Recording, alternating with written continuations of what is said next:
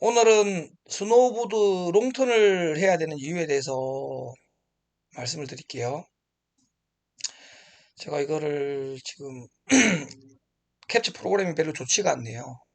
바꾸려고 했는데 다 유료라 가지고 고민을 하고 있어요. 우선 이게 저장이 잘 안 돼서 아까 20분을 찍었는데 저장이 안 되더라고요. 10분 만에 다 끝내도록 할게요. 10분 정도로. 설명이 너무 길면 또 잘 안 보니까. 턴의 종류는 롱턴, 미들턴, 숏턴 세 가지 정도가 있다고 보시면 돼요. 이거는 턴의 반경에 따라서 그런 거예요. 이렇게 롱턴은 크게 그리는 거예요. 크게. 크게. 미들턴은 턴의 반경이 약간 작죠. 중간. 숏턴은 턴의 반경이 짧아요. 이렇게. 이게 사람마다 다 다른 거라서 일반적으로 이야기하는 롱턴은 다 다른 문제라서 뭐 이게 맞다, 저게 맞다, 이렇게 롱턴이다, 말이다, 이렇게 할 수가 없어요. 그냥 크게 들면 턴이라 롱턴이라고 보시면 되고, 짧으면 숏턴이라고 보시면 되고, 이건 본인들의 판단이면 이런 건 롱턴이죠. 대부분 다 비슷하게 생각하니까 크게 돌잖아요. 턴의 반경이 크죠. 이렇지 않고 짧게 퇴 이렇게 돌리면 숏턴이에요. 숏턴의 반경, 턴의 반경. 그러니까 슬로포를 얼마나 쓰느냐에 따라서 달라진다고 생각하셔도 돼요. 자, 그거고. 그 다음에 카빙턴과 슬라이딩 턴이 있어요. 카빙턴이 아닌 건 슬라이딩 턴이라고 생각하셔도 좋아요. 그럼 카빙턴은 뭐가 카빙턴이냐? 카빙턴의 정의는 보시면 데크에 노즈가 지나간 자리를 테일이 지나가면 됩니다. 노즈가 지나간 자리를 테일이 지나가면 똑같이 자리를 지나가면 이거는 카빙턴이에요. 이게 카빙턴의 정의이기 때문에 뭐 엣지를 세워서 하는 게 카빙턴이라고 생각하는데 일직선으로 가죠. 이런 건 카빙턴의 일종이라고 보시면 돼요.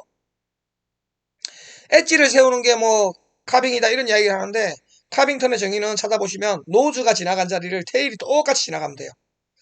그래서 선이 얇겠죠. 이거 두껍죠, 선이. 자국이, 눈의 자국이. 이게 얇아지죠. 그러니까 얇은 노즈가 지나간 자리를 테일이 지나가면 카빙턴이라고 보시면 돼요. 그냥 눈의 자국이 이게 넓지 않으면 카빙턴이에요. 자, 보시면 넓죠.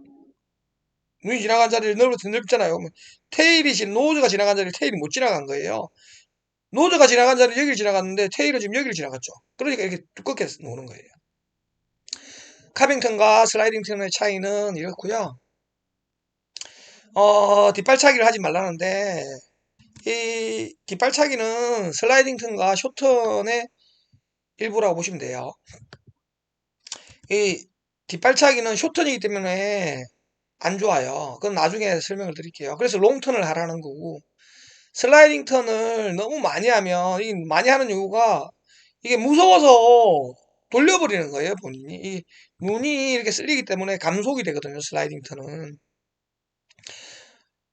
감속이 되기 때문에 본인이 무서우니까 돌려버리는 거죠. 그러니까 뒷발차기는 숏턴과 이렇게 슬라이딩 턴의 일종이라고 보시면 돼요. 슬라이딩 턴도 아주 많은 슬라이딩을 준 거예요. 슬라이딩이 들어갈 수밖에 없어요. 완벽한 카빙은 없죠. 어떻게 노즈가 지나간 자리를 0.000 막 이렇게 똑같이 지나갈 수는 없잖아요.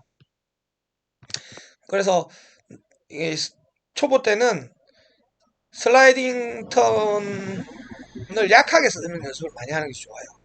너무 강하게 쓴다는 이야기는 뒷발차기가 될 확률이 많고 본인이 컨트롤해서 하는 게 아니라 무서우니까 돌려버릴 확률이 많은 거죠. 초보 때는 처음에 슬라이딩 턴을 해요. 약하게. 보통 강하게도 하죠. 뒷발차기 형식이 될 확률이 많고요. 그 다음에 카빙을 하고 그 다음에 슬라이딩을 배우고 이걸 약간 섞어서 써요. 카빙과 슬라이딩을. 이게 잘 타는 거예요. 카빙이 어렵기 때문에 날을 세워서 한다는 게 어렵기 때문에 슬라이딩을 먼저 하는 거예요. 근데 이 슬라이딩이 컨트롤 되는 슬라이딩이 아니라고 보시면 돼요. 슬라이딩 턴이 정말 어렵거든요. 그래서 나중에 제대로 된 슬라이딩을 배워요. 그래서 카빙은 롱턴을 해야 돼요. 이 다음에 카빙을 배워야 되기 때문에 노즈가 지나간 자리를 테일이 지나가야 되거든요. 노즈가 지나간 자리를. 노즈가 지나간 자리를 테일이 지나가려면 롱턴이 될 수밖에 없어요. 롱턴을. 실력이 안 되기 때문에. 쇼트는, 카빙으로 쇼트를 하는 건 라인이 달라요, 라인이. 그건 다음에 말씀드릴게요. 그 다음에 컨트롤이 되는 턴을 해야 돼요. 너무 짧게 돌아버리면 또 턴을 하는 시간이 되게 짧잖아요. 그러면 컨트롤이 잘 안 돼요. 그래서 길게 돌면서 본인이 컨트롤하는 연습을 하셔야 돼요. 컨트롤하는 연습을. 크게 돌고 천천히 돌아야지 컨트롤이 되겠죠. 컨트롤이 빨리 돌리면 여기서 벌써 택 끝났어요. 벌써 쇼트는. 벌써 끝났어요. 뒷발차기는. 컨트롤이 안 되니까 힘든 거죠. 그럼 실력이 늘기가 힘든 거죠. 그리고 롱턴을 하면서 천천히 하면서 턴의 감각을 키우셔야 돼요. 감각을. 그래서 롱턴을 해야지 감각을 키우기가 좋고요. 그리고 느리게 턴을 하다가 빠르게 턴을 하는 건 쉽지만 빠르게 턴을 하다가 느리게 하는 건 좀 어려워요. 좀 어렵고요. 턴을 할 때 뭐 많은 요소들 이야기를 해요. 많은 요소들 이야기하는데 이 보시면 5대 요소라고 있어요. 근데 이건 뭐 중요하긴 한데 초보 때는 너무 신경 안 쓰셔도 돼요. BBP 자세도 중요한데 신경 안 쓰셔도 돼요. 그냥 내가 땅 위에 서 있듯이 데크 위에 편안한 자세로 탄다고 생각하시면 돼요. 괜히 BBP 자세를 만든다고 더 힘이 들어가고 더 불편해지거든요. 그래서 BBP는 아주 늦게 하시는 게 좋아요. 늦게. 자유자재로 컨트롤이 되고 카빙도 하고 슬라이딩도 하고 어느 정도 되고 나서 제대로 된 BBP를 배우는 게 좋은 거죠. 그 이유는 PVP가 어려운데 중요하니까 어렵겠죠. 근데 어려운 걸 시작부터 배운다면 더 어렵겠죠.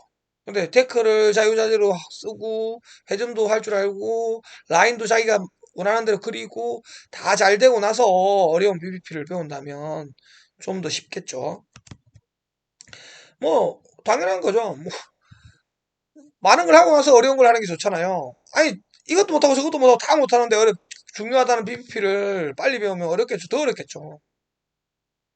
그래서 턴을 하는 방법은 몸으로 하는 턴이 있고 몸으로 인위적으로 턴을 하는 게 있고 데크를 누르거나 데크의 힘을 이용해서 턴을 하는 게 있어요. 이거는 스노우보드 똑같아요. 스노우나 스키보드 다 똑같아요. 그래서 여기 보면 피보팅이라고 하죠. 몸의 회전, 몸으로 회전을 하는 거예요. 그 다음에 엣지랑 프레스, 이건 데크의 힘을 이용해서 회전을 하는 거예요. 5대 요소라고 되어 있는데 이건 세 개는 회전을 하는 방법이고 BBP는 자세예요. 기본 자세. 근데 이걸 하려고 하면 어려워요. 처음에는 안 하시는 게 좋아요. 그 다음에 보면 부드러운 회전의 리듬을 가지라 하잖아요. 부드럽게. 빨리 하면 부드럽지 않겠죠.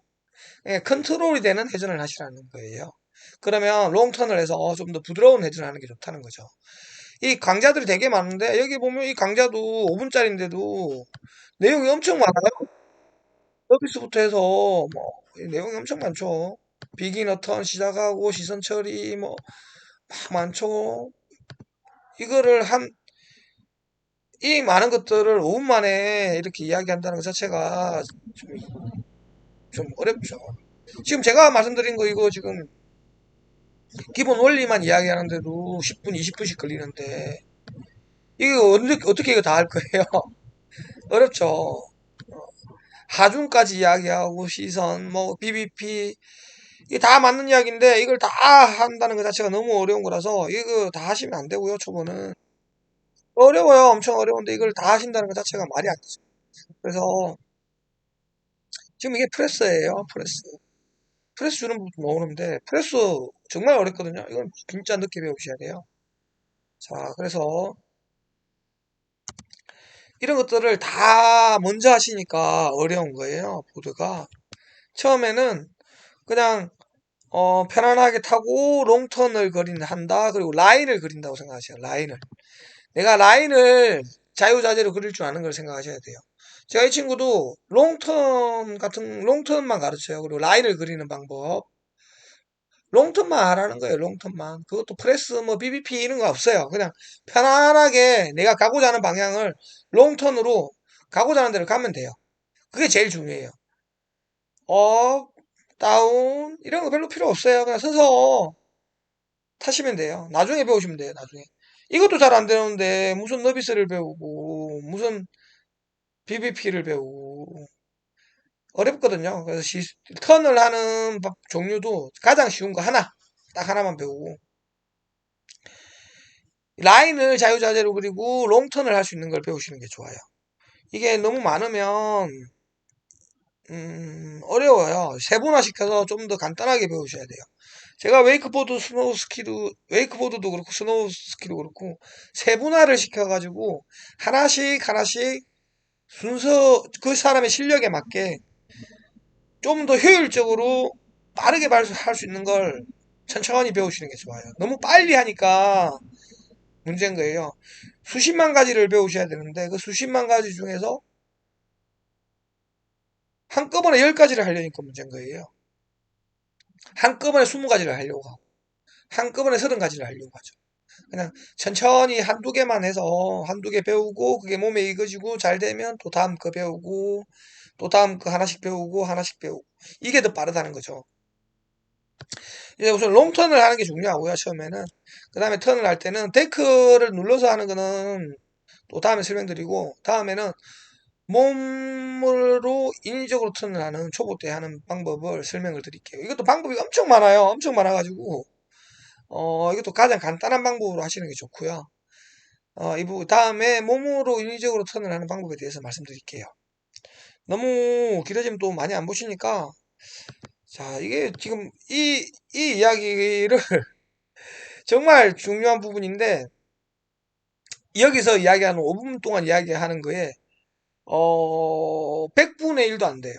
그러니까 제가 설명드린 내용은 여기에 있는 거에 100분의 1도, 만분의 1도 안 될 거예요. 그러니까 5분 만에 이걸 다 알려준다는 것도 말이 안 되는 거예요. 초보 때는, 가장 간단한 거, 쉬운 거부터 배우시는 게 가장 좋아요. 자, 본인이 어떻게 배울지는 본인이 판단하는 건데, 강습을 받던, 안 받던, 하나씩 하나씩 천천히 배우시라는 거예요. 이 다 되거든요. 롱텀 먼저 하시고, 시선만으로 롱턴을 하는 방법, 이런 것들을 천천히 배우시는 게 좋아요. 다음에는 몸으로 턴을 하는 방법에 대해서 설명을 드리고, 가장 간단한 방법에 대해서 설명을 드릴게요.